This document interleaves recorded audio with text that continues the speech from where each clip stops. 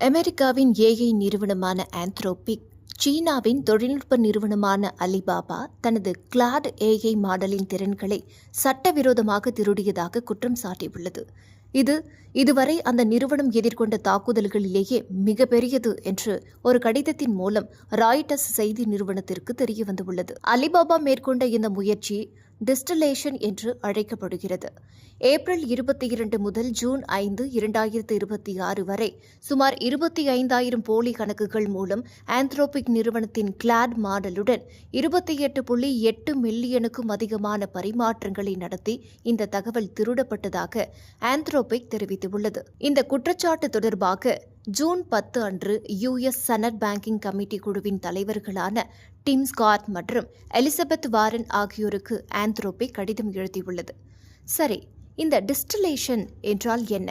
ஒரு திறமையான ஆசிரியரிடம் ஒரு மாணவர் நிறைய கேள்விகளை கேட்டு அவர் தரும் விடைகளை வைத்து புதிய அறிவிப்பை பெறுவது போல சீனாவின் ஏஐ நிறுவனங்கள் கிளாட் மாடலிடம் கோடிக்கணக்கான கேள்விகளை கேட்டு அதன் பதில்களை பதிவு செய்து அதே திறனை தங்கள் சொந்த ஏஐ மாடல்களுக்கு புகட்டுகின்றன.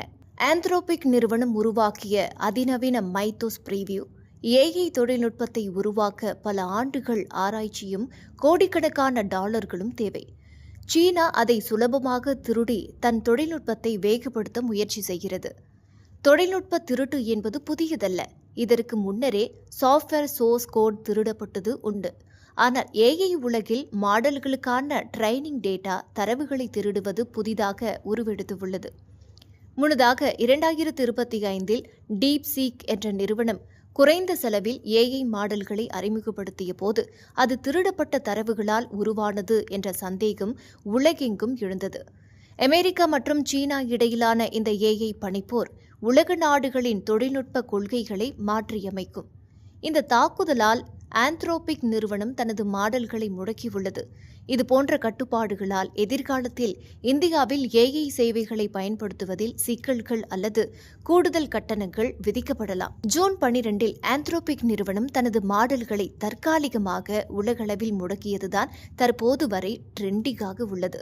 இது ஏஐ பாதுகாப்பு குறித்த அச்சத்தை உலகமெங்கும் பரப்பியுள்ளது. நிறுவனங்கள் தங்கள் ஏஐயை பாதுகாக்க தவறிவிட்டனவா என்ற விவாதம் சூடுபிடித்துள்ளது. ஏஐ நிறுவனங்களில் முதலீடு செய்யும் போது அந்த நிறுவனம் எவ்வளவு வலுவான பாதுகாப்பு சைபர் செக்யூரிட்டி வைத்துள்ளது என்பதை கவனியுங்கள். இத்தகைய தொழில்நுட்ப திருட்டு மற்றும் மோதல்களால் சைபர் பாதுகாப்பு நிறுவனங்களின் சேவைகளுக்கும் அதன் பங்குகளுக்கும் டிமாண்ட் அதிகரிக்கக்கூடும்.